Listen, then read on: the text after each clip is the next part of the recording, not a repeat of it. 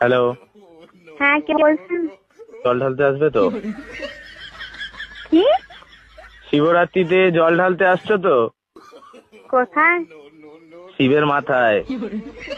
কেন? শিবরাত্রিতে তো মেয়েরা জল ঢালে শিবের মাথায়। আপনি কে বলছেন বলুন তো? আমি শিব বলছি, শিব? ভগবান শিব। ও, উপর থেকে বলছেন?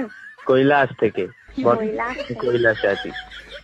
ও, কৈলাস থেকে আমাকে ফোন করে বলছেন শিবের মাথায় জল ঢালার জন্য। এটা কি খ্যাপামো নাকি?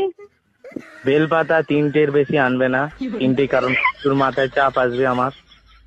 আর ঠান্ডা জল ব্যবহার করবে না, দুধ পাইল করে জলটা গরম করে নেবে। আমি তো ভাবছি মাটির কোষ থেকে জল নিয়ে যেতে প্রচুর ঠান্ডা হয়। ওরে বাপ রে, একে মাথায় মাথায় ঢালার জায়গায় অন্য জায়গায় ঢালবে সব।